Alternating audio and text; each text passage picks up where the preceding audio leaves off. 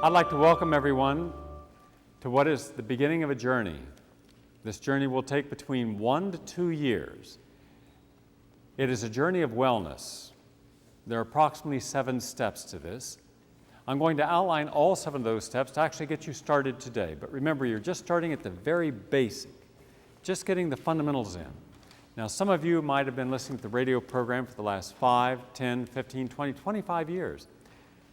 And if you have, then you shouldn't be here, because you should be optimally well, right? But we know that that's not the way it works. We live in a world where we're here, but we don't always really understand what it is we're hearing, or if we do hear, we're not willing to honor what we're hearing. There are other things in our life that we put our attention and time on that we've made more important. And that's all right, because at least you're here, and I respect that because you're saying, down in Atlanta now, down in Washington now, down in Miami now, you're saying, Gary, I'm ready to change my life. Whatever it takes, those changes are not as bad as disease.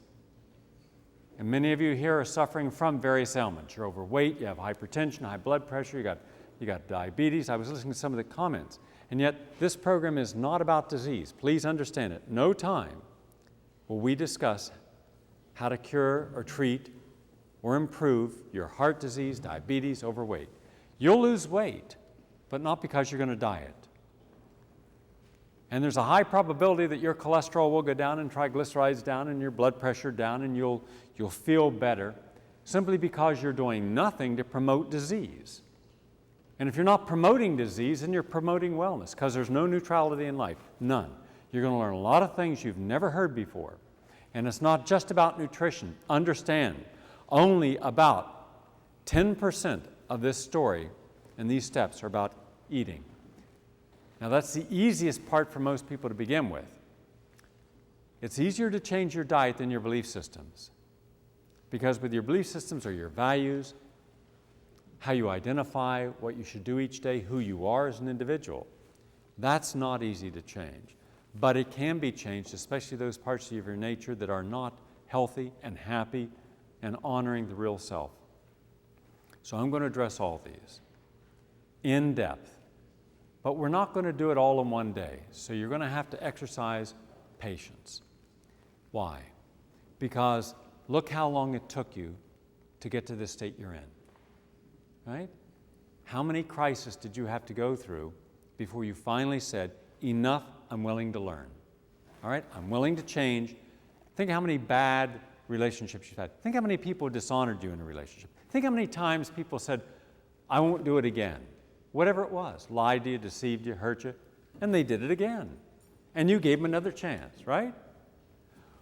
Well, we're going to learn why.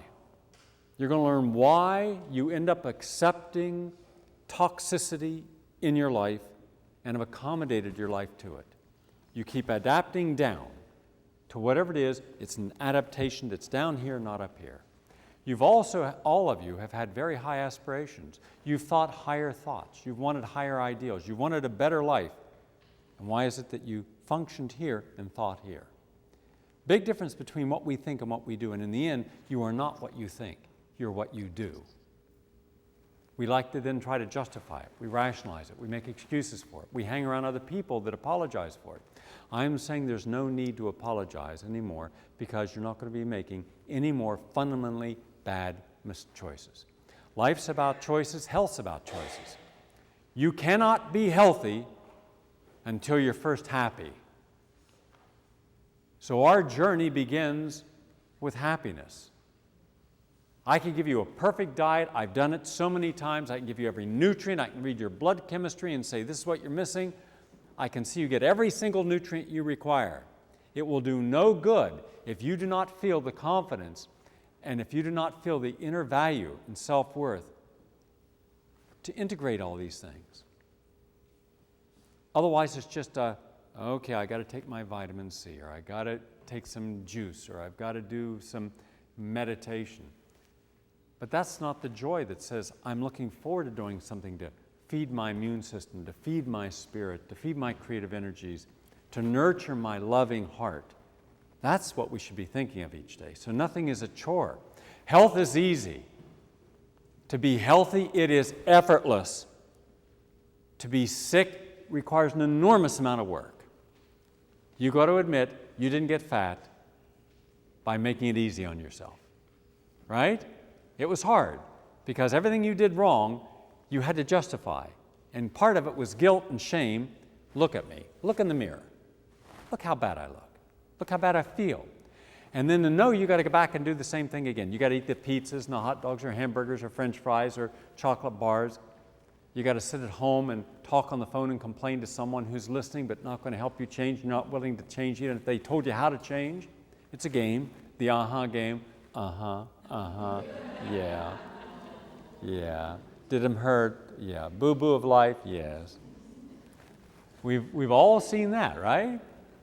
As if someone's there to be your psychoanalyst, right? But then nothing's going to be different tomorrow, just more of the same. Well, that's all going to change too. You're going to stop the time bandits in your life. No one's going to be able to steal your time.